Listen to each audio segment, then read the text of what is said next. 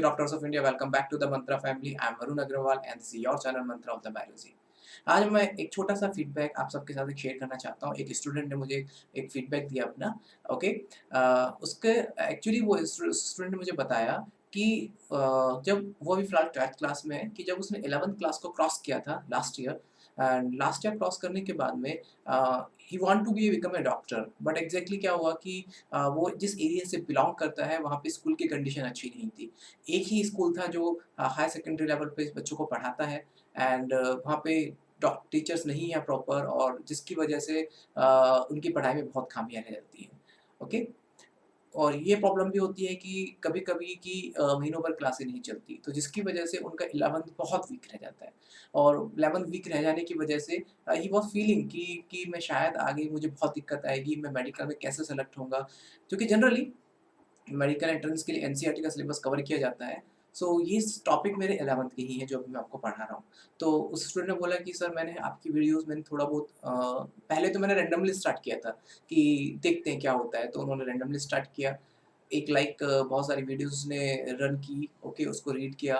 Read करने के बाद उसने बोला कि सर जो चीज़ मैं फ़ील करता था 1 साल पहले कि मुझे कुछ नहीं आता 11th में, आज मैं अपने आप इतना कॉन्फिडेंटली कह सकता हूँ कि मैं एट लीस्ट आपकी वीडियो रीड करके लास्ट 20 इयर्स के पेपर्स मैं सॉल्व कर पा रहा हूँ। लास्ट 20 ईयर के मेडिकल एंट्रेंस के पेपर मैं सॉल्व कर पा रहा हूँ। मैंने सिर्फ़ एक शॉट में सारी वीडियोज़ को देखा, ठीक है? एंड एक शॉट में मुझे रिवाइज़ करने की रिक्वायरमेंट नहीं पड़ी, और लास्ट 20 इयर्स के क्वेश्चन्स मैंने ईज़िली सॉल्व कर लिए। Okay, really thank you so much कि एक अच्छा फीडबैक दिया। लेकिन ऐसा ज़रूरी नहीं है कि फीडबैक हमेशा अच्छा ही हो। वी वांट कि कुछ नेगेटिव फीडबैक भी आए, क्योंकि अच्छे फीडबैक एक एप्रिशिएट करता है आपके काम को, प्रमोट करता है, और एक नेगेटिव फीडबैक आपके काम पे इम्प्रूवमेंट लाता है। ये दोनों बहुत ज़रूरी होते हैं। तो एक अच्छा फीडबैक था जो मैंने आपके साथ शेयर किया कि एक 12th का जो एक स्टूडेंट जो 11th में बहुत वीक था, तो उसने जस्ट 11th को रिवाइज़ करने के लिए वीडियोज़ को देखा, एंड उसने मुझे बताया कि आज उन वीडियोज़ को देख के वो लास्ट 20 इयर्स के क्वेश्चन सॉल्व कर पा रहा है, तो उसमें कॉन्फिडेंस जनरेट हुआ। तो एक हमारा एक यही एम था जिसके साथ हमने शुरुआत की थी कि हम बच्चों में थोड़ा बहुत कॉन्फिडेंस डाल सकें। तो शायद ऐसा लगता है कि हम अपने एम की तरफ जा रहे हैं। ओके, आज मैं इसलिए मुझे अच्छा लगा आपके साथ शेयर करते हुए। कोई नेगेटिव फीडबैक भी आएगा वो भी मैं ज़रूर आपके साथ शेयर करूँगा, और उसको हम इम्प्रूव कैसे करेंगे वो भी मैं आपकी स्ट्रैटेजी आपके साथ शेयर करूँगा। So thank you so much again. So चलते हैं फिर हम आगे अपने नेक्स्ट टॉपिक पे। हमने फोटोसिंथेसिस में जो बेसिकली फोटोसिंथेसिस में लास्ट टॉपिक में हमने स्टडी की थी द कीमोऑस्मोटिक हाइपोथेसिस कि एटीपी का फॉर्मेशन कैसे होता है। बेसिकली ये जो एटीपी है ये फॉर्म होते हैं लाइट रिएक्शन में, NADPH2 फॉर्म होते हैं लाइट रिएक्शन में, क्लियर। लेकिन उन एटीपी का जो फॉर्मेशन है वो कैसे होता है, उस कीमोऑस्मोटिक हाइपोथेसिस को हमने पढ़ा। ये कीमोऑस्मोटिक हाइपोथेसिस देखेंगे ना, तो ये बहुत मुश्किल होता है बच्चों के लिए रीड करना। वो इसलिए मुश्किल होता है बिकॉज़ बच्चे समझ नहीं पाते कि एग्ज़ैक्टली सिचुएशन क्या है, कीमोऑस्मोटिक हाइपोथेसिस के एक्चुअली कहना क्या चाहता है, कैसे एटीपी बन रहा है, ये नहीं समझ में आता। बहुत जल्दी बच्चों को दिक्कतें आती हैं। तो that's why I try to make it very simple and clear कि आपको कीमोऑस्मोटिक हाइपोथेसिस समझ में आ जाए। ओके, सो आज हमारा जो नेक्स्ट लेक्चर है, जो लेक्चर 6, ये जो लेक्चर हमारा टॉपिक है इसका dark reaction and photo respiration. मैंने आपको बताया था कि हाँ, मैंने आपको जनरली आपको बताया था कि सिंथेसिस में 2 मेन रिएक्शंस होती हैं। एक होती है लाइट रिएक्शन, दूसरी होती है डार्क रिएक्शन, ठीक है? लाइट रिएक्शन के जो बने हुए प्रोडक्ट होते हैं, वो सारे प्रोडक्ट डार्क रिएक्शन में आते हैं, ठीक है? और वो कौन से प्रोडक्ट होते हैं? एटीपी, NADPH2, वो सारे डार्क रिएक्शन में यूज़ किए जाते हैं। ये डार्क रिएक्शन कहने का मतलब ये नहीं है कि वो अंधेरे में होती है। इसका डार्क रिएक्शन का इसलिए मतलब है कि ये किसी फोटो सिस्टम की हेल्प से नहीं होती। यहाँ पे सनलाइट की रिक्वायरमेंट नहीं है। ये जो डार्क रिएक्शन होती है स्ट्रोमा में होती है क्लोरोप्लास्ट के।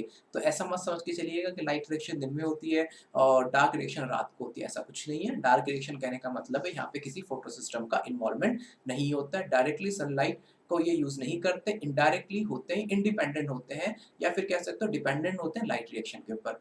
समझ में आ गया? दूसरा टॉपिक है हमारा फोटो रेस्पिरेशन। फोटो रेस्पिरेशन थोड़ा-सा डिफरेंट टॉपिक है। पहले हम डार्क रिएक्शन समझते हैं, फिर हम उसके बाद फोटो रेस्पिरेशन पे जाएँगे। ठीक है? So let's start dark reaction के बहुत सारे नेम है। डार्क रिएक्शन को केल्विन साइकिल भी बोला जाता है, इसको C3 साइकिल भी बोला जाता है, इसको बायोसिंथेटिक पाथवे भी बोला जाता है, क्योंकि इसमें ग्लूकोज का फॉर्मेशन होता है, दैट्स व्हाई इसको बायोसिंथेटिक पाथवे बोलते हैं। डार्क रिएक्शन इसलिए बोलते हैं बिकॉज इसमें किसी फोटो सिस्टम का इन्वॉल्वमेंट नहीं होता, ओके, लाइट इंडिपेंडेंट होती है ये। केल्विन साइकिल इसलिए बोलते हैं बिकॉज केल्विन साइंटिस्ट ने इसको डिस्कवर किया था। C3 साइकिल इसको इसलिए बोलते हैं क्योंकि इसका जो फर्स्ट स्टेबल जो प्रोडक्ट होता है वो 3 कार्बन का बना हुआ होता है, okay. Okay, it is called a biosynthetic pathway. Kelvin and his co-worker then work out the whole pathway and showed that the pathway operated in the cyclic manner. Kelvin और उसके कलीग जो उसके colleague scientist थे, उन्होंने इस पे काम work किया, इस पाथवे के ऊपर काम किया और उन्होंने बताया कि ये जो पाथवे होता है साइक्लिक मैनर में चलता है। साइकिल का मतलब है जो जहाँ से स्टार्ट होता है एक टाइम के बाद वहीं पे खत्म होता है, मतलब इसका कोई एंड नहीं होता। That's why it's called the cyclic, ठीक है। सेकंड पॉइंट, एक चीज बताता हूँ मेडिकल एंट्रेंस के पॉइंट ऑफ व्यू से, बहुत समय से क्वेश्चन डार्क रिएक्शन से नहीं पूछे गए हैं, ओके।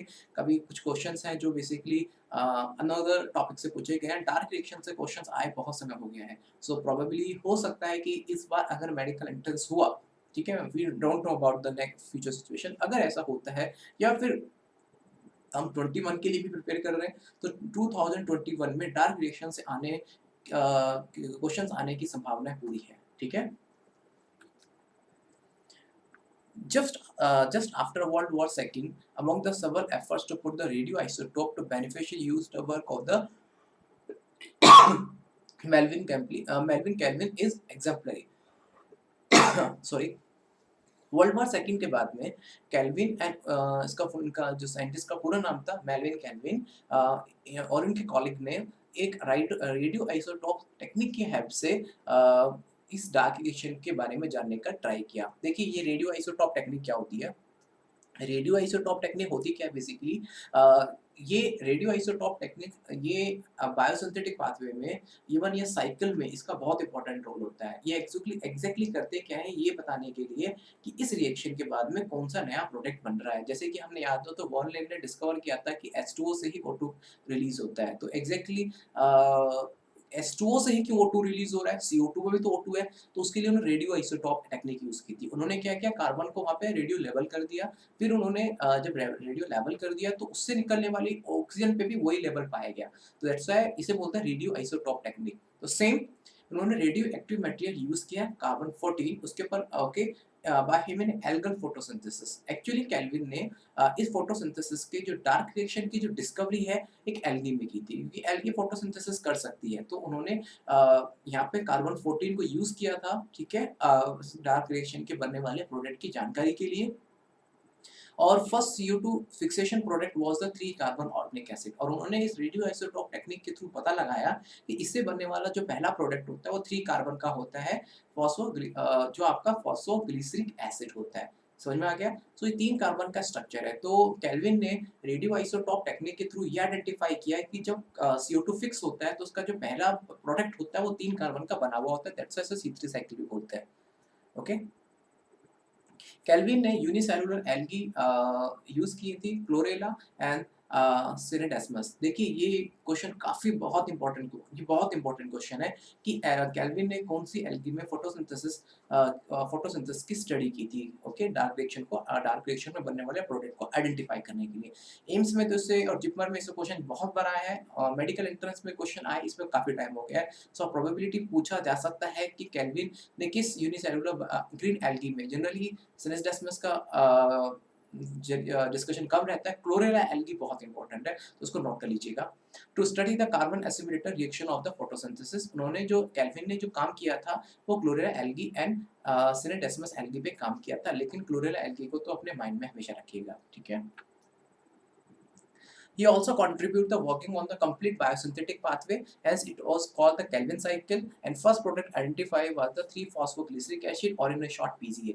ठीक है, उन्होंने पूरे केल्विन साइकिल की स्टडी की थी कि PGA के बाद में नेक्स्ट प्रोडक्ट कौन सा बन रहा है, फिर उसके बाद कौन सा प्रोडक्ट बन रहा है, और इस साइकिल के बाद में एंड कहाँ पे होता है। साइकिल का एंड कैसे कहीं होता नहीं है, इट मींस एक जब पूरा साइकिल खत्म होता है तो उसका एंड किस पॉइंट के ऊपर होता है, तो उन्होंने पूरे साइकिल के बारे में स्टडी उन्होंने की थी, और उन्होंने बताया कि जो फर्स्ट स्टेबल प्रोडक्ट होता है केल्विन साइकिल का वो होता है आपका 3-phosphoglyceric एसिड होता है। Clear.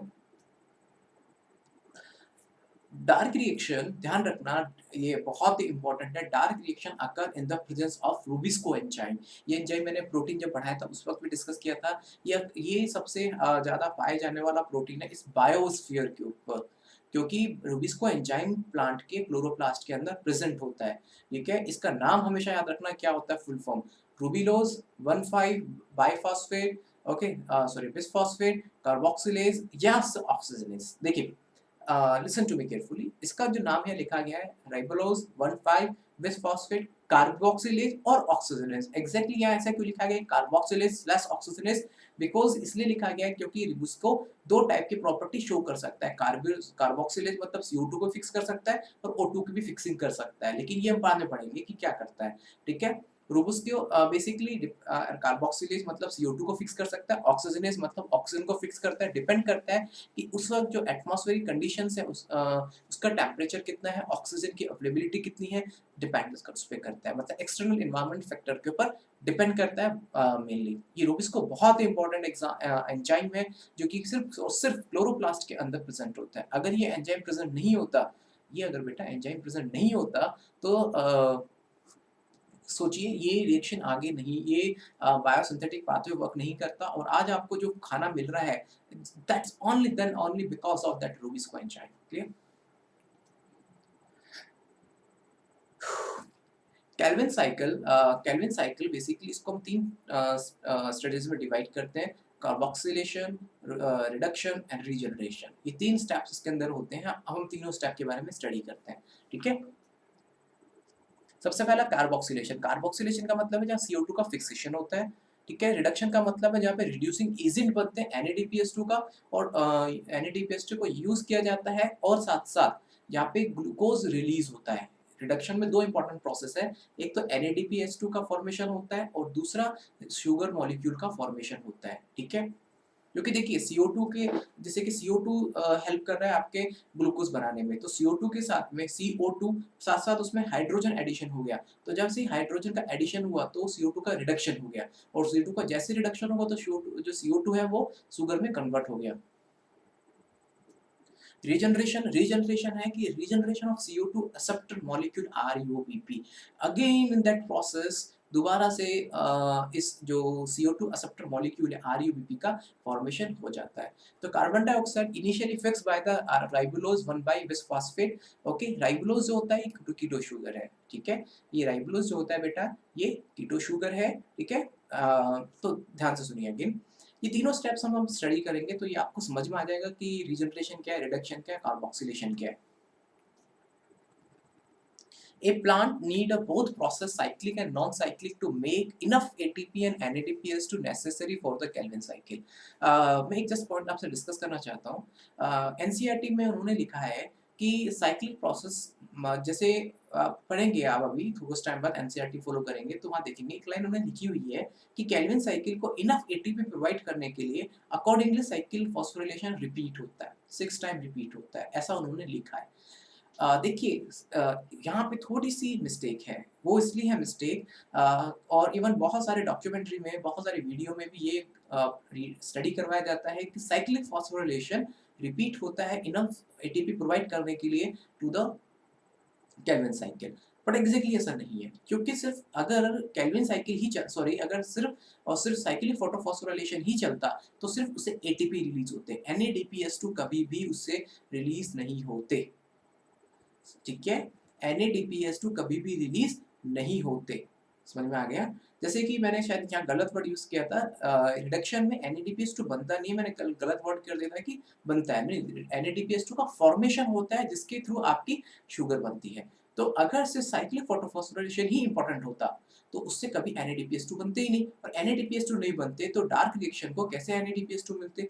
So that's why Calvin cycle को प्रॉपर चलाने के लिए साइक्लिक एंड नॉन साइक्लिक दोनों का होना बहुत ज़रूरी है, जिससे कि वो इनफ एटीपी और NADPH2 प्रोवाइड कर सके केल्विन साइकिल को। मैंने ये चीज़ पहले भी बताई थी कि केल्विन साइकिल और साइक्लिक और non cyclic reaction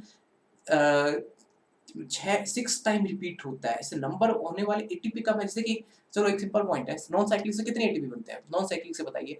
non cyclic से 1 एटीपी 2 NADPH2 बनते हैं। ठीक है? नॉन साइक्लिक से एक एटीपी और दो NADPH2। साइक्लिक से कितने बने? दो एटीपी। ठीक है, तो टोटल कितने एटीपी बन रहे हैं? दोनों मिला दें सिर्फ आप, तीन एटीपी। ठीक है, और दो NADPH2, मतलब कितना हुआ? तीन एटीपी और तीन एटीपी और दो NADPH2। केवल अगर एक बार ही साइक्लिक और नॉन साइक्लिक रिएक्शन चलती है तो तीन एटीपी और दो NADPH2 बनते हैं। समझ में आ गई मेरी बात? तो क्या तीन एटीपी और दो NADPH2 सफिशिएंट है केल्विन साइकिल के लिए? क्योंकि एक बार अगर रिपीट हुए तो तीन एटीपी बन रहे हैं, दोनों को अगर हम साइक्लिक नॉन साइक्लिक को प्लस कर दें और दो NADPH2 बन रहे हैं, are the sufficient in a Calvin cycle? तो वो भी हम देखते हैं, माइंड में क्वेश्चन रखिएगा अपने ये। ठीक है, तो आरयूबीपी जैसे ही CO2 को फिक्स करता है तो वो दो मॉलिक्यूल बनाता है फॉस्फोग्लिसरिक एसिड के in the presence of rubisco enzyme. ठीक है, चलो हम कार्बोक्सिलेशन चलते हैं। कार्बोक्सिलेशन क्या होता है? It is a fixation of CO2 into a stable organic intermediate इसलिए क्योंकि ये फाइनल प्रोडक्ट नहीं है। RUBP जैसा लास्ट लेक्चर में देखा था, RUBP it react with the CO2, and it form phosphoglyceric acid। ठीक है, and the carboxylation is the most crucial step of the Calvin cycle where CO2 is utilized for the carboxylation of the RUBP। इन्होंने ऐसा क्यों लिखा है कि most crucial step है Calvin cycle का? वो इसलिए लिखा है बिकॉज होता है क्या है, कई बार अगर आपको CO2 की कॉन्सेंट्रेशन इसमें कम रह गई, अगर इसमें CO2 की कॉन्सेंट्रेशन इस फर्स्ट स्टेप में कम रह गई तो RUBP स्विच कर जाता है। RUBP जो होता है ये दो साइड काम कर सकता है। ठीक है, दो गैंग में काम कर सकता है। अगर जहां उसकी कॉन्सेंट्रेशन CO2 की हाई दिखाई दी तो CO2 में काम करेगा, O2 की हाई दिखाई दी तो O2 में काम करेगा। हाँ, अगर और दोनों अगर CO2 और O2 की दोनों की कॉन्सेंट्रेशन सेम रही तो CO2 के लिए काम करेगा, मतलब ज्यादा मोस्ट फेवर वो CO2 को करता है। ठीक है, इन सिचुएशन में CO2 को ज्यादा फेवर करता है। लेकिन अगर किसी भी कंडीशन से ऑक्सीजन की कॉन्सेंट्रेशन हाई हो गई तो आरयूबी जो ये रूबिस्को एंजाइम है, ये रूबिस्को एंजाइम CO2 के साथ रिएक्ट ना करके O2 के साथ रिएक्ट करता है और फोटो रेस्पिरेशन पाथवे चला देता है। ओके, वो पढ़ेंगे क्या होता है। तो इसलिए ये मोस्ट क्रूशियल स्टेप होता है बिकॉज CO2 का फिक्सेशन, अगर ये बस CO2 फिक्स हो गया ना तो उसके बाद सारे स्टेप चल जाते हैं। बस यही दिक्कत आती है कार्बोक्सिलेशन में, यही दिक्कत आती है कि ये स्टेप कभी-कभी प्रॉपर वे से नहीं चल पाता। ठीक है, so this reaction is catalyzed by the RUBP carboxylase which result in the formation of two molecule of the 3-PGA। यहाँ RUBP carboxylase इसलिए लिखा है that's a ribulose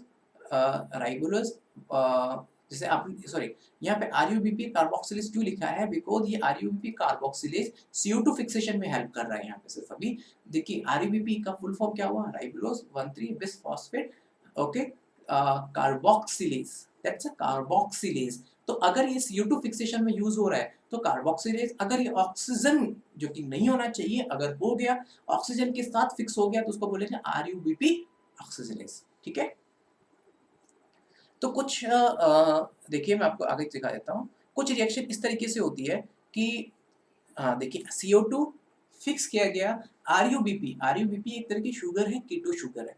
ठीक है, राइबुलोज याद कीजिएगा, कीटो शुगर है, इसमें कीटोन ग्रुप होता है। ओके, ये CO2 के साथ रिएक्ट करता है, CO2 को फिक्स करता है और CO2 को फिक्स करने के बाद में फॉस्फोग्लिसरिक एसिड के दो मॉलिक्यूल्स बनाता है in the presence of rubisco enzyme. देखिए CO2 कितना है? 1 कार्बन है। RUBP कितना है? 5 कार्बन है। और PG कितना हुआ? PG ये देखिए 5-6 कार्बन का। कैसे? CO2 1 कार्बन का है, RUBP 5 कार्बन का है, तो टोटल कितने हो गए? 6 कार्बन हो गया। 6 कार्बन हो गए। और PG कितने कार्बन का होता है? 3 कार्बन का होता है। तो बैलेंस करने के लिए मतलब कितने PG के मॉलिक्यूल्स को बनना पड़ेगा? 2 मॉलिक्यूल्स को बनना पड़ेगा, जब भी 6 कार्बन की एक कार्बन की जब ये 6 कार्बन की एक शुगर बनेगी। समझ में आ गया आपको? एक कार्बन के साथ में जब 5 कार्बन एसोसिएट हो रहे हैं तो अब जो फॉस्फोग्लिसरिक एसिड है ये 3 कार्बन का स्ट्रक्चर है। तो it means at a product side 3 carbon के 2 स्ट्रक्चर बनेंगे, तो दैट्स व्हाई आपके 6 कार्बन की एक शुगर बन गई। ठीक है, देखिए एक छोटा सा चेंज है, थोड़ा समझिएगा पहले मेरी बात को। हम जो यहाँ पे CO2 रिएक्ट करता है RUBP के साथ में, क्योंकि RUBP वो शुगर है जिसको फिक्स कराया जाता है CO2 के साथ में। वो फिक्स कौन कराता है? रूबिस्को एंजाइम, और उसको कन्वर्ट कर देता है फॉस्फोग्लिसरिक एसिड में। क्लियर हो गया? एक छोटा सा एक कंफ्यूजन है, कंफ्यूजन नहीं है, मैं क्लियरेंस कर देता हूँ। देखिए, एग्जैक्टली केल्विन साइकिल को प्रॉपर वे से चलने के लिए, ठीक है, और या आप ऐसा कह सकते हो साइकिल को अगर बैलेंस करने के लिए कि सबस्ट्रेट और प्रोडक्ट साइड दोनों प्रॉपर तरीके से बैलेंस हो, तो बैलेंस होने के लिए ज़रूरी है कि एक बार में 3 मॉलिक्यूल CO2 के फिक्स हो। जैसे कि आपका फर्स्ट रिएक्शन देखिए इसमें, यहाँ पे एक कार्बन ही फिक्स हो रहा है, एक CO2 फिक्स हो रहा है, बट उसके प्रॉपर फिक्सेशन के लिए, उसकी प्रॉपर रनिंग के लिए ये मैंडेटरी है कि CO2 के 3 कार्बन एक साथ में फिक्स हो। सो यहाँ पे अगर जब 3 कार्बन एक साथ फिक्स होते हैं, तो देखिए स्ट्रक्चर कैसे बनता है। CO2 कितना हो गया? 3 कार्बन। RUBP कितना हो गया? आपका 15 कार्बन, क्योंकि राइबोलोज 5 कार्बन की शुगर है, तो 5 इंटू 3, तो कितना हो गया? 15 कार्बन का स्ट्रक्चर। 15 कार्बन का स्ट्रक्चर अगर आप देखेंगे तो कितना हो गया टोटल? 18 कार्बन। ये 3 कार्बन इसके, 15 कार्बन इसके, कितने हो गए? 18 कार्बन। तो 18 कार्बन को यहाँ पे बैलेंस करना है। तो फॉस्फोग्लिसरिक एसिड जो आपका शुगर, एक फॉस्फोग्लिसरिक एसिड कितने कार्बन का होता है? 3 कार्बन का। तो मतलब 18 कार्बन को बैलेंस करने के लिए 6 मॉलिक्यूल्स बनेंगे। अब समझिए मेरी बात, 6 मॉलिक्यूल्स बनेंगे। अब समझ में आ गया? 3 कार्बन वहां से रिएक्ट कर रहे थे, 3 कार्बन वहां से रिएक्ट करने के लिए, और पूरा रिएक्शन को बैलेंस करने के लिए 6 फॉस्फोग्लिसरिक एसिड के मॉलिक्यूल्स बन गए, मतलब 18 कार्बन का एक स्ट्रक्चर बन गया। समझ में आ गया बात? चलो ये समझ में आ गया। लेकिन एग्जैक्टली पता है नेचर में क्या होता है? एक बार में एक ही CO2 मॉलिक्यूल फिक्स होता है। इट मीन्स 3 मॉलिक्यूल एक नहीं आते, लेकिन हमें शुगर को बैलेंस करने के लिए, केमिकल रिएक्शन को बैलेंस करने के लिए एक बार में 3 CO2 को फिक्स करना पड़ रहा है यहाँ पे। समझ में आ गई बात? लेकिन एग्जैक्टली नेचर में एक बार में केवल एक ही CO2 फिक्स होता है। ठीक है? देखिए, अब आगे देखिए और भी चीज़ें क्लियर हो जाएँगी। रिडक्शन, रिडक्शन में क्या होता है कि कार्बोक्सिलेशन में तो हो गया CO2 फिक्स हो गई। रिडक्शन में क्या होता है, यहाँ पे उसको रिड्यूस किया जाता है शुगर को। अब आपका क्या प्रोडक्ट बना? Phosphoglyceric acid. अब इसको रिड्यूस किया गया, और रिड्यूस किसमें किया गया? उसको ग्लूकोज़ में, उसको फर्दर ग्लूकोज़ में उसको रिड्यूस किया गया।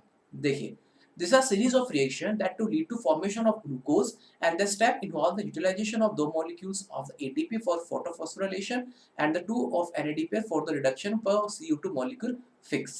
देखिए, जो ATP और NADPH2 हमने लाइट रिएक्शन से निकाले थे ना, वो यहाँ पे यूज होंगे। देखिए कैसे।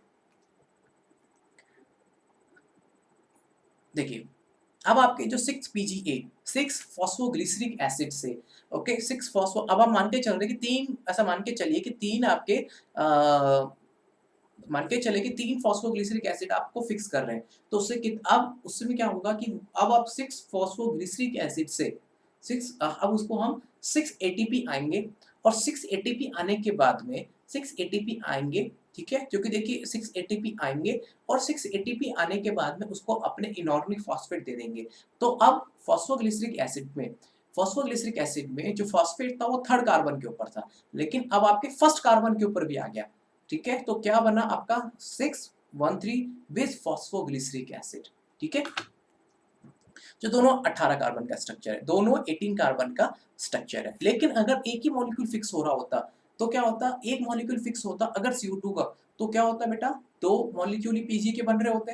तो फिर आपके 2 मॉलिक्यूल अगर आप PG के होते, तो 2 मॉलिक्यूल किसके होते? 13 विथ फॉस्फोग्लिसरिक एसिड के। तो कितने एटीपी यूज़ होते? 2 एटीपी यूज़ होते। Are you getting my point? लेकिन एग्जैक्टली केमिकल रिएक्शन को बैलेंस करने के लिए हम एक बार में 3 CO2 मॉलिक्यूल को फिक्स करके चल रहे हैं। ठीक है? Now 613 bis phosphoglyceric acid. Now it would convert into the 3-phosphoglyceraldehyde, okay, in the presence of the NADPH2। अब आपके जो 6 ATP थे, अब ATP तो यहाँ यूज हो गए। अब आपका जो 13 bis phosphoglyceric acid है, इनको प्रोटॉन को डोनेशन को प्रोटॉन दिया जाता है, और ये कन्वर्ट हो जाते हैं PGAL आपके फॉस्फोग्लिसरेल्डिहाइड के 6 मॉलिक्यूल्स में। तो ये NADPH2 भी कहाँ से आए? ये साइकिल रिएक्शन में आए। नॉन साइकिल रिएक्शन में जो बने थे NADPH2, उनका यूटिलाइजेशन यहाँ पे हो गया। ठीक है? और फिर क्या होता है कि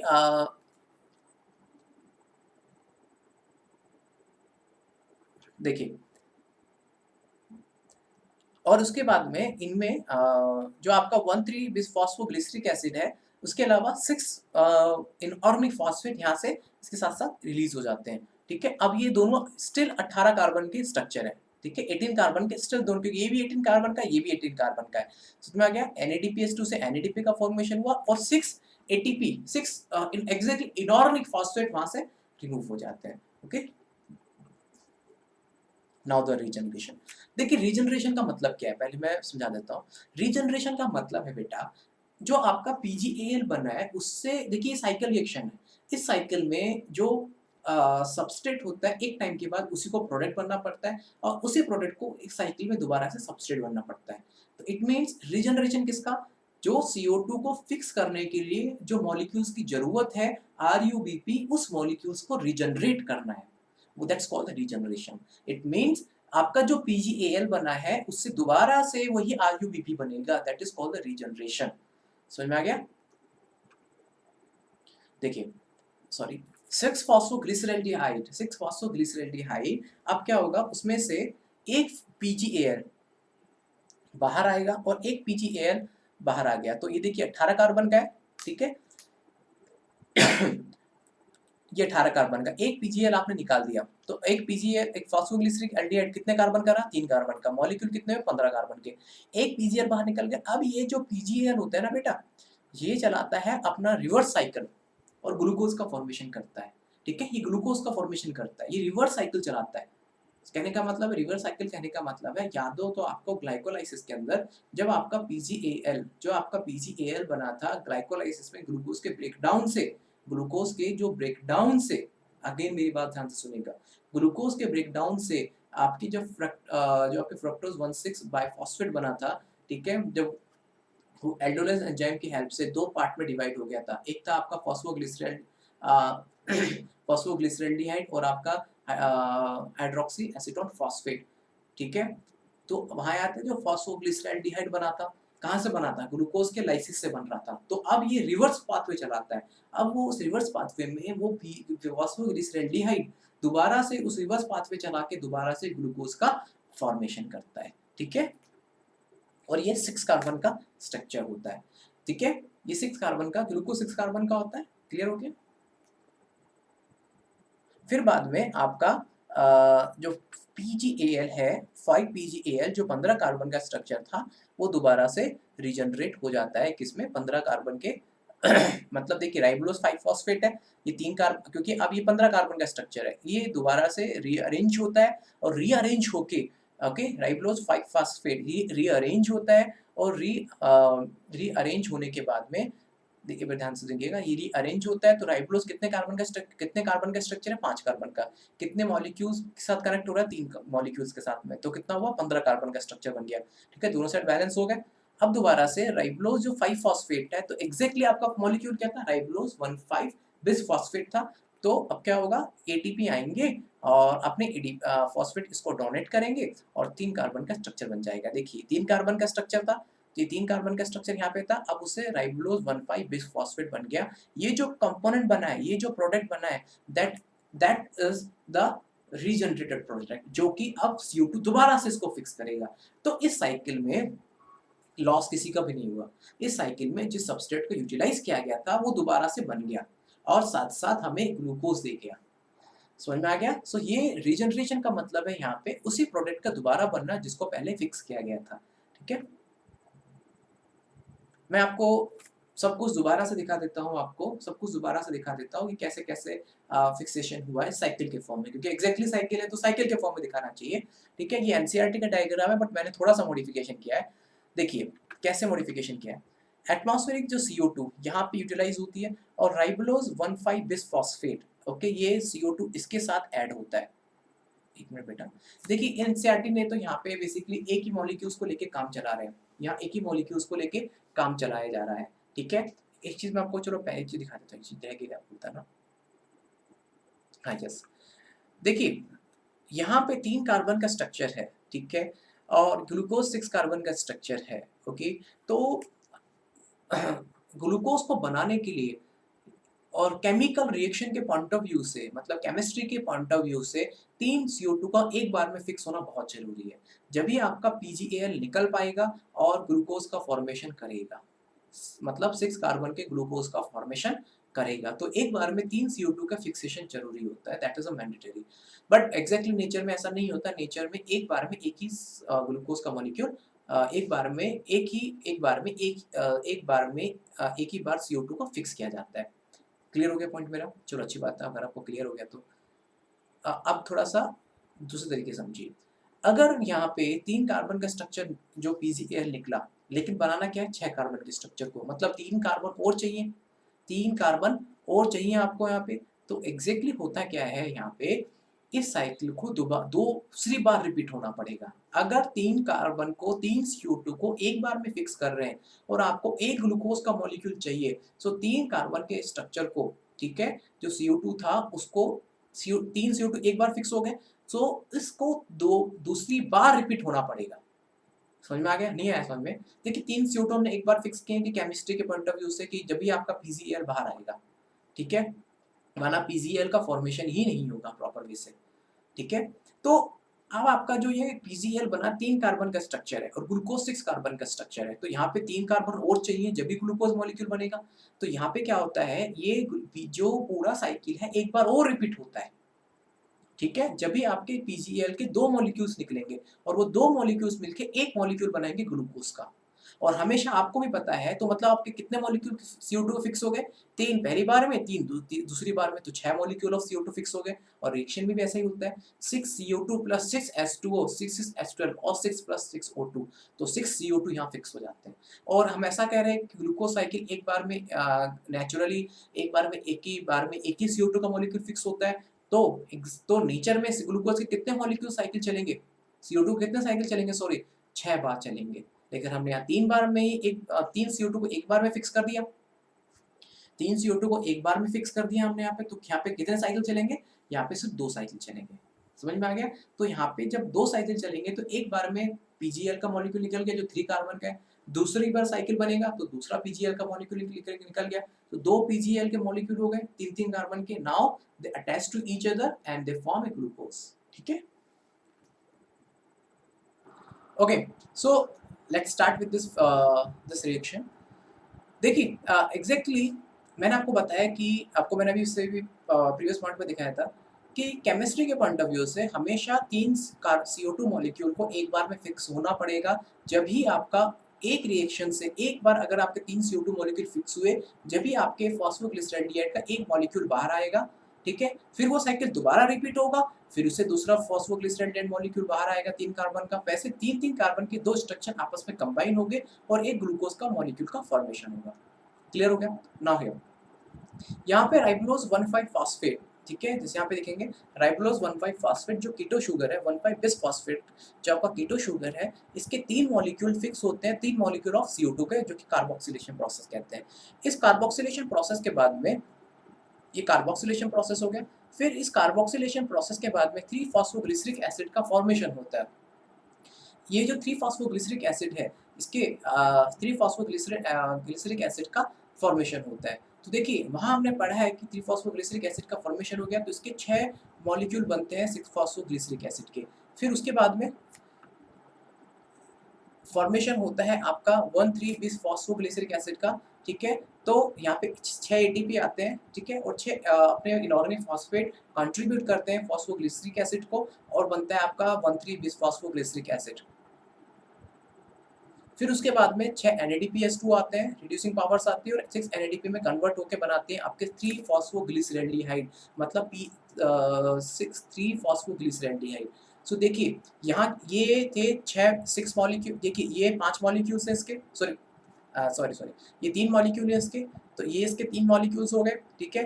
फिर बने कितने आपके 6 मॉलिक्यूल बने PGA के, फिर बने 6 मॉलिक्यूल बने 1,3 बिस फॉस्फोग्लिसरिक एसिड के, ठीक है? फिर इसके बने 6 मॉलिक्यूल बने आपके 3 फॉस्फोग्लिसरैल्डिहाइड। ये 3 ये शो कर रहा है कि इसके 3 कार्बन के ऊपर फॉस्फेट ग्रुप अटैच्ड है। ये शो कर रहा है कि इसके फर्स्ट और 3 कार्बन के ऊपर फॉस्फेट ग्रुप अटैच्ड है। फिर एग्जैक्टली क्या होता है, यहाँ पे 6 कार्बन का शुगर था, तो 6 कार्बन से एक PgAl मॉलिक्यूल बाहर निकल गया 3 कार्बन वाला। अब बचे 5 मॉलिक्यूल बचे हैं अभी 5 मॉलिक्यूल बचे हैं PgAl के। अब ये जो 5 मॉलिक्यूल्स जो होते हैं, ठीक है? ये जो 5 मॉलिक्यूल्स होते हैं, ये 5 मॉलिक्यूल्स यहाँ बचे हुए हैं। समझ में आ गया? अब ये ये कन्वर्ट होते हैं राइबोलोज 5 फॉस्फेट के अंदर, ठीक है।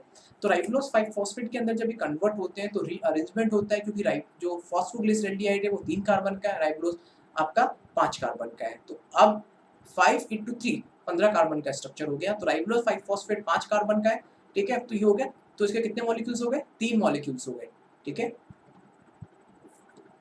फिर उसके बाद में इस राइबोलोज 5 फॉस्फेट ये कन्वर्ट होता है राइबोलोज 1,5 फॉस्फेट में। यहाँ पे 3 एटीपी एसोसिएट 3 एटीपी यूज होते हैं, जो कि अपना इनऑर्गेनिक फॉस्फेट इसको देते हैं और राइबोलोज 5 फॉस्फेट बनता है, ठीक है। तो that is called the regeneration. ये देखिए दोबारा से रीजनरेट हो गया, जिससे कि आपका CO2 इससे फिक्स हो पाए, ठीक है। सो अगर आप देखेंगे, अगर मैंने आपको बताया कि अगर एक साइकिल में 3 CO2 के मॉलिक्यूल को एक बार में फिक्स किया जाता है, ठीक है, देन इट मीन साइकिल को 2 बार रिपीट करना होगा, क्योंकि 3 PgAl 3 कार्बन के 3 कार्बन के समझ में आ गया? 3 कार्बन के जो PgAl मॉलिक्यूल्स हैं, जो PgAl मॉलिक्यूल है जो 3 कार्बन का स्ट्रक्चर है, ठीक है, उसको 6 कार्बन का ग्लूकोज बनाने के लिए PgAl के 2 मॉलिक्यूल्स की रिक्वायरमेंट होगी, ठीक है। जब 2 PgAl के मॉलिक्यूल आपस में कनेक्ट होंगे तो एक मॉलिक्यूल्स रिलीज होगा ग्लूकोज का। तो नेचुरली क्या होता है, केल्विन साइकिल को 6 टाइम रिपीट करना पड़ता है 6 कार्बन शुगर को बनाने के लिए, okay. So hence for every CO2 molecule जो कि केल्विन साइकिल में एंट्री कर रहा है, तो 3 molecules of ATP and 2 NADPH2 की रिक्वायरमेंट होती है। हम ऐसा मान के चलते हैं कि एक बार में एक CO2 को फिक्स कर रहे हैं नेचुरली, तो एक बार CO2 को फिक्स करने के लिए 3 molecule of ATP and 2 NADPH2 की रिक्वायरमेंट होती है। मैंने आपको याद कीजिए फ्लैशबैक में क्या बताया था कि साइक्लिक और नॉन साइक्लिक पाथवे अगर एक बार ही रिपीट होंगे, तो आपको एग्जैक्टली दोनों मिला के कितने हुए?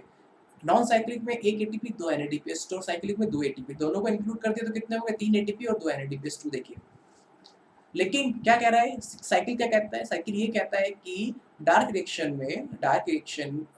जो होता है 6 बार रिपीट होता है नेचुरली, तो साइक्लिक और नॉन साइक्लिक में कितने रिपीट होंगे? 6 टाइम रिपीट होंगे, ठीक है। सो टोटल एटीपी और NADPH2 की रिक्वायरमेंट कितनी होगी? अगर 1 मोल ऑफ CO2 फिक्सेशन के लिए 3 एटीपी और 2 NADPH2 की रिक्वायरमेंट है, तो अगर आपका 6 बार साइकिल चलता है तो आपके 18 एटीपी और 12 NADPH2 की रिक्वायरमेंट होगी बेटा। 18 एटीपी, अब मल्टीप्लाई करेंगे 6 टाइम्स से 6 to 3 18 एटीपी, 6 into 2 12 NADPH2, तो 18 एटीपी और 12 NADPH2 की रिक्वायरमेंट होगी अगर आपको एक ग्लूकोज का मॉलिक्यूल बनाना है। तो इट मींस साइक्लिक और नॉन साइक्लिक दोनों रिएक्शन को 6 बार चलना पड़ेगा, जब जाके वो केल्विन साइकिल के लिए एटीपी और NADPH2 की पूर्ति कर पाएगा, ठीक है। So formation of 1 mole of glucose required 18 ATP and 12 NADPH2. A plant need a both process to make enough ATP and NADPH2 necessary for a Kelvin cycle. So that's why उसको 6 बार उस cycle को repeat होना पड़ेगा, cyclic और non cyclic दोनों को ही, okay. देखिए मैंने वो सारा क्लियर लिख रखा है आपके लिए कि ATP from non cyclic 6 ATP and 12 NADPH2, cyclically 12 ATP, ठीक है। तो टोटल हो गए इन में जाते हैं 6 CO2 मॉलिक्यूल, ठीक है, 6 CO2 molecule, 18 ATP, 12 NADP, okay. और आउट में कितने जाते हैं आपके? 1 ग्लूकोज मॉलिक्यूल, 18 ADP और 12 NADP। समझ में आ गया? ओके। देखिए मैंने बताया था ये रूबिस्को जो एंजाइम होता है, ये रूबिस्को एंजाइम बेसिकली इसकी जो एंजाइम की कार्बोक्सिलेज प्रॉपर्टी होती है, मतलब ये CO2 को फिक्स कर सकता है, इजीली CO2 को फिक्स कर देता है, okay. But activity of this enzyme, the change in the temperature when in the presence of higher concentration of oxygen. लेकिन ये क्या होता है, ये एंजाइम की प्रॉपर्टी बहुत जल्दी चेंज हो जाती है अगर एटमॉस्फेयर में ऑक्सीजन के कॉन्सेंट्रेशन हाई है CO2 के कंपैरिजन में और टेम्परेचर बहुत ज़्यादा हाई है, तो वो ऑक्सीजनेस प्रॉपर्टी शो करता है। तो उस केस में ये कार्बोक्सिलेज ना रह के ऑक्सीजनेस हो जाता है। इसको हम थर्मोवाइल एंजाइम भी बोलते हैं, बिकॉज इसकी प्रॉपर्टी टेम्परेचर के अकॉर्डिंग चेंज होती है। दैट्स व्हाई इसको बोलता है दैट्स व्हाई इसको थर्मोलेबल एंजाइम बोला जाता है, ओके। देखिए एक रूबिस्को एंजाइम में दोनों, एक एंजाइम मैंने पढ़ाया आपको, इस एंजाइम में दोनों एक्टिव साइट होती है, एक CO2 के लिए भी होती है और O2 के लिए भी होती है, बट डिपेंड करता है कि उस पे कौन आके बाइंड करेगा। तो उसके लिए कंडीशंस है। कंडीशन क्या है, मैं जो टेबल तो वहाँ पे दिखाता हूँ आपको। टेबल कंडीशन ये है कि अगर CO2 की जो ग्रेटर एफिनिटी की ज़्यादा होती है CO2 के साइड में, अगर CO2 और O2 नियरली दोनों इक्वल कंसंट्रेशन में, तो वो CO2 से पहले बाइंड अप करेगा। लेकिन अगर लेकिन अगर ऑक्सीजन की कंसंट्रेशन हाई है इन कंपैरिजन ऑफ CO2, तो रूबिस्को एंजाइम ऑक्सीजन के साथ बाइंड अप करता है और वो CO2 के साथ बाइंड फिर नहीं कर पाता। ओके, समझ में आ गया? तो जो मैं आपको बता रहा था ये टेबल, सो रूबिस्को एंजाइम कब कार्बोक्सिलेज एंजाइम की तरह हेल्प करेगा और कब ऑक्सीजनेज की तरह वो रिएक्ट करेगा। तो अगर आपका टेम्परेचर लो है, CO2 कंसंट्रेशन हाई है और ऑक्सीजन की कंसंट्रेशन कम है, तो रूबिस्को एंजाइम आपका कार्बोक्सिलेज की तरह हेल्प करेगा। और रूबिस्को एंजाइम ऑक्सीजनेज की तरह जब हेल्प करेगा जब टेम्परेचर बहुत ज़्यादा हाई है, CO2 कंसंट्रेशन बहुत कम है और ऑक्सीजन की कंसंट्रेशन बहुत ज़्यादा बहुत हाई है, तो उस केस में rubisco enzyme as a oxygenase work करेगा।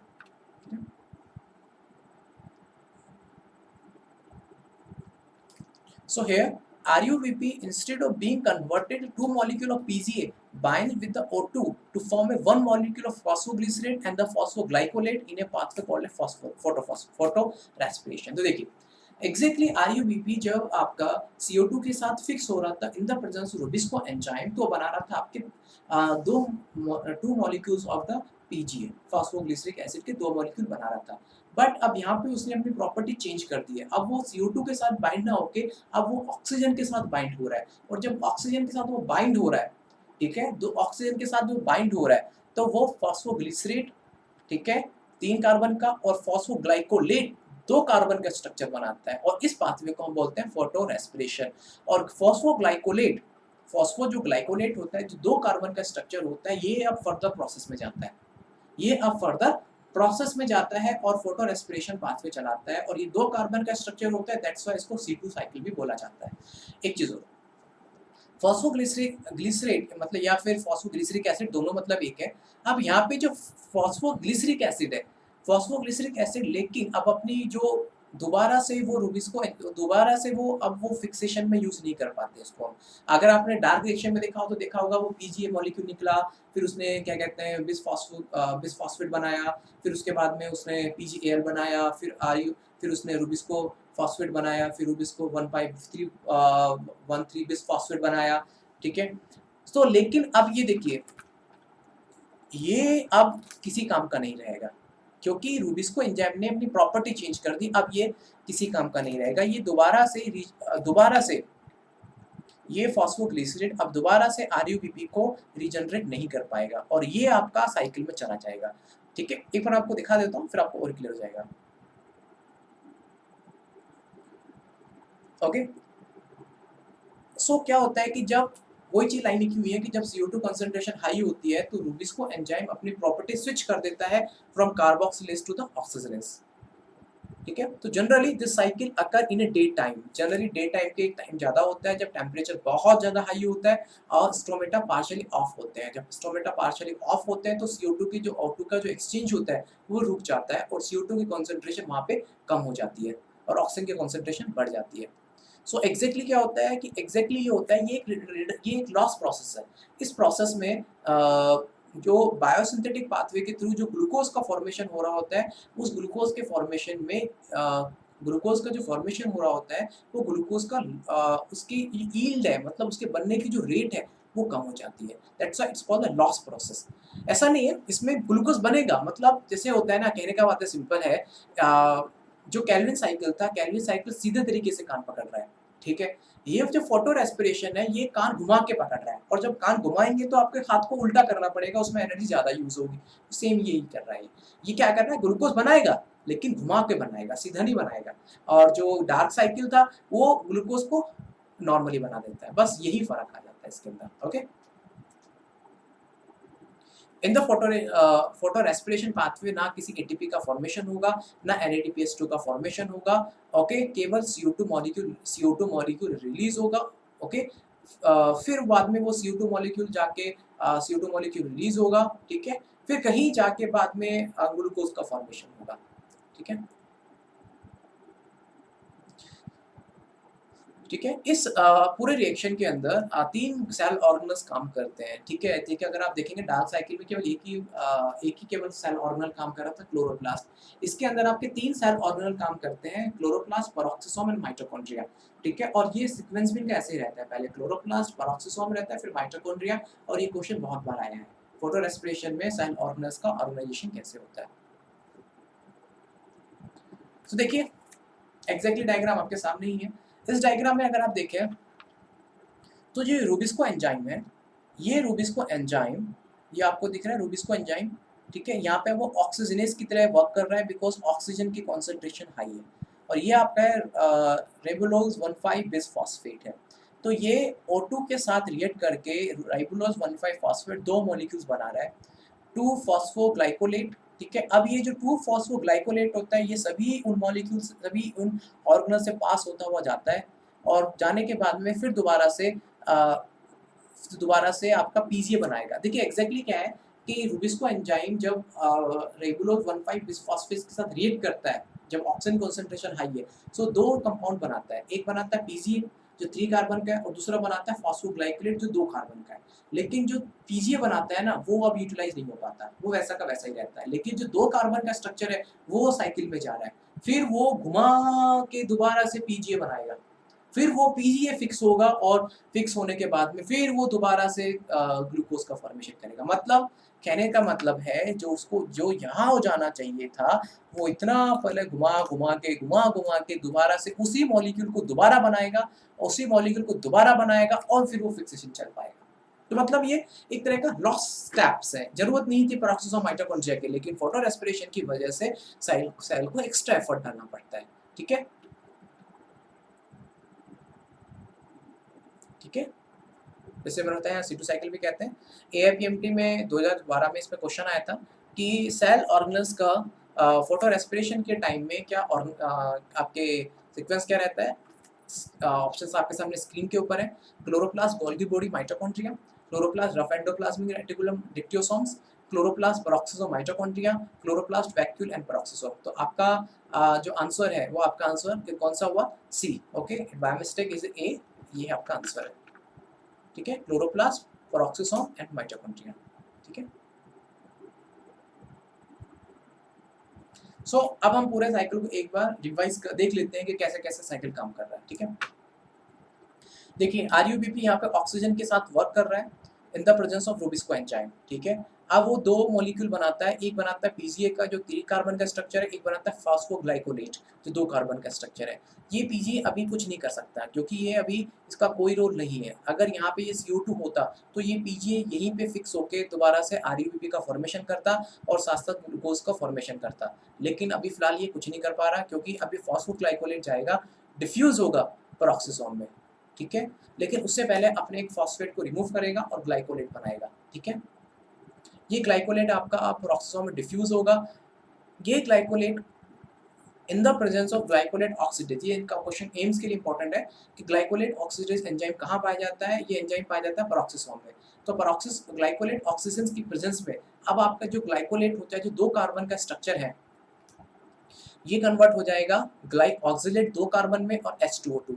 आपको याद हो तो मैंने पहले भी बताया था H2O2 जो हाइड्रोजन पेरोक्साइड है, ये एक तरह का डेंजर मॉलिक्यूल है, ठीक है। इसका डिसोसिएशन होना बहुत ज़रूरी है और इसका जो डिसोसिएशन होता है, इसका डिसोसिएशन हमेशा पेरोक्सिसोम में होता है। इसलिए पेरोक्सिसोम यहाँ पे यूज़ किया गया है, ठीक है। फिर बाद में ग्लाइऑक्सिलेट ग्लाइसिन के अंदर कन्वर्ट हो जाता है जो कि एक सिंपलेस्ट अमीनो एसिड है। लेकिन H2O2 का यहाँ मैंने डिसोसिएशन दिखा दिया। H2O2 H2O plus half O2 के अंदर रिलीज हो जाएगा, मतलब डिसोशिएट हो जाएगा, सॉरी। और यहाँ पे जो ऑक्सीजन है, ये ऑक्सीजन बाहर निकल जाएगी, ठीक है। फिर ग्लाइसिन लाइक माइटोकॉन्ड्रिया में डिफ्यूज होगा तो ग्लाइसिन के 2 मॉलिक्यूल्स मिलके आपस में कंबाइन होते हैं और तो 4 कार्बन का स्ट्रक्चर बन गया। दो एक ओके, तो उससे NADH रिड्यूसिंग पावर आती है, तो अपने हाइड्रोजन को यहाँ पे रिलीज करता है और इससे एक CO2 और NH3 मॉलिक्यूल रिलीज हो जाते हैं। क्योंकि देखिए ग्लाइसिन का 2 स्ट्रक्चर, ग्लाइसिन के 2 स्ट्रक्चर, 4 कार्बन के स्ट्रक्चर बन गए। तो उसमें क्या होता है, इसको 4 कार्बन का स्ट्रक्चर है तो और साथ-साथ 4 कार्बन के स्ट्रक्चर में, ठीक है, अगर आप देखेंगे C4 का 4 कार्बन का स्ट्रक्चर है और एमिनो ग्रुप भी 2 हो गए, ठीक है। 1 मिनट हाँ, अब इससे बन रहा है सेरीन, एक न्यू अमीनो एसिड बन रहा है और इस अमीनो एसिड के अंदर एक ही सिर्फ अमोनिया ग्रुप होता है, तो उसमें से एक अमोनिया ग्रुप रिलीज़ हो जाता है और जो आपका एक CO2 यहाँ से रिलीज़ हो गया और सेरीन 3 कार्बन का स्ट्रक्चर है। सेरीन आपका 3 कार्बन का स्ट्रक्चर है, तो ग्लाइसिन और 2 ग्लाइसिन मॉलिक्यूल आपस में कंबाइन हो गए तो 4 कार्बन का स्ट्रक्चर बन गया, ठीक है? और सेरीन आपका 3 कार्बन का स्ट्रक्चर है और CO2 1 कार्बन का स्ट्रक्चर है, तो कितने 4 कार्बन के स्ट्रक्चर बन गए, इसलिए CO2 यहाँ से रिलीज़ हो जाता है और ये माइटोकॉन्ड्रिया का एग्ज़ैक्टली काम यही होता है। माइटोकॉन्ड्रिया ऑक्सीजन को और CO2 का एक्सचेंज प्रोग्राम जो होता है माइटोकॉन्ड्रिया में ही चलता है, ठीक है? और CO2 यहाँ से फिर आपका रिलीज़ कर दी जाती है। देखिए जो CO2 यहाँ पे होनी चाहिए थी, वो CO2 यहाँ से रिलीज़ कर दी जाती है, ठीक है? अब आपका जो सेरीन है वो पेरोक्सिसोम के अंदर दोबारा आता है, फिर वो कन्वर्ट होता है हाइड्रोक्सी पायरुविक एसिड 3 कार्बन के स्ट्रक्चर में, फिर वो कन्वर्ट होता है आपका ग्लिसरिक एसिड में, NADH यहाँ पे यूज़ किया जाता है, ओके? फिर आपका जो ग्लिसरिक एसिड है वो क्लोरोप्लास्ट के अंदर डिफ्यूज़ होता है और ग्लिसरिक एसिड फिर कन्वर्ट होता है आपके PGA के अंदर, ओके? इसके अंदर ATP अपने फॉस्फेट ग्रुप प्रोवाइड कराते हैं क्योंकि ग्लिसरिक एसिड के अंदर कोई फॉस्फेट ग्रुप नहीं है, तो ATP यहाँ पे आता है और अपना एब्नॉर्मली फॉस्फेट देता है और बनता है फॉस्फोग्लिसरैल्डिहाइड। अब देखिए कहने का मेरा मतलब यही था, जो पीजीए बेटा यहीं बन गया था, जो पीजीए आपका यहाँ बन गया था, अगर आप पीजीए का कोई यूटिलाइजेशन नहीं था, अगर ये CO2 के साथ फिक्स हो रहा होता, तो ये पीजी यहीं पे साइकिल चला के RUBP को रिजनरेट करता और साथ-साथ ग्लूकोज को बना के रिड्यूस हो जाता। लेकिन इतना घुमा के इतना बड़ा साइकिल चलाया और इनके बीच में इतने NADH, आप देखिए NADH उसने यहाँ यूज़ किए, ATP यहाँ पे यूज़ हो रहे हैं, क्लियर? यहाँ पे NADH यूज़ हो रहे हैं, आप खुद देखिए, यहाँ पे NADH यूज़ हो रहा है, यहाँ पे NADH यूज़ हो रहा है, यहाँ पे ATP, तो सेल की करेंसी कितनी खराब जाती है, ओके? दैट्स व्हाई इसको लॉस प्रोसेस बोलते हैं। फिर आपका PGA, PGCl के अंदर लाइक आपका रिड्यूस होगा, फिर उसके बाद में यहाँ से ग्लूकोज का मॉलिक्यूल निकल गया और ये PGL से यहाँ पे देखिए, यहाँ पे C3 साइकिल चल जाता है और फिर क्योंकि C3 साइकिल तो क्लोरोप्लास्ट के अंदर ही चलेगा, फिर PGA से फॉस्फोग्लिसराइड का फॉर्मेशन हुआ और एक PGA ओके ग्लूकोज फॉर्मेशन में हेल्प करेगा, ठीक है? और फिर बाद में PGAL RUBP के अंदर दोबारा से कन्वर्ट हो जाता है, मतलब रीजनरेट हो जाता है। देखिए इस पूरे साइकिल के अंदर, ये जो पूरा साइकिल है, इस पूरे साइकिल में इतनी एनर्जी दोबारा से फालतू में वेस्ट गई है। ये प्रोसेस सिर्फ क्लोरोप्लास्ट में चल जाता है, लेकिन इसके अंदर H2O2 बन गया। अब H2O2 बनाने के लिए और H2O2 बन गया और H2O2 का जो उसको लाइक डिकम्पोज करने के लिए जो कैटालिस एंजाइम होता है, वो सिर्फ पेरोक्सोसोम के अंदर होता है, इसलिए वो रिएक्शन पेरोक्सोसोम में होती है। फिर उसके बाद में CO2 रिलीज होता है, ठीक है? माइटोकॉन्ड्रिया ये काम कर सकता है, तो माइटोकॉन्ड्रिया में जाते हैं, फिर जाके इतना बड़ा साइकिल चलता है और दोबारा से कहीं जाके फिर RUBP का फॉर्मेशन रीजनरेट होता है और ग्लूकोज का फॉर्मेशन होता है, ठीक है? सो यहाँ पे हमारा ये टॉपिक खत्म हुआ, ठीक है? हाँ, ओके। यहाँ पे हमारा ये टॉपिक खत्म हुआ, थोड़ा-सा बड़ा लेक्चर हो गया। फोटो रेस्पिरेशन और डार्क रिएक्शंस कंटेंट शायद थोड़ा-सा बड़ा हो गया, but I try to explain very clearly. अगर इन केस फिर भी आपके मन में कोई आशंका, कोई डाउट रह गया हो, तो फिर आप मुझसे पूछ सकते हैं, ठीक है? ताकि मैं नेक्स्ट लेक्चर में उसको क्लियर कर दूँ। मैंने की है कई बार, बच्चों के क्वेरीज़ आती है, तो मैं नेक्स्ट लेक्चर में उसको दोबारा से लेके चलता हूँ मैं, ओके? एंड इसके अलावा कोई आपको कुछ अच्छा लगता हो कि ये चीज़ आप इम्प्रूव करना चाहते हैं, so you can provide your good और bad, both kind of feedback you can provide me, ठीक है? सो जब तक आप अपने घर पे रहिएगा, सेफ रहिएगा, ओके?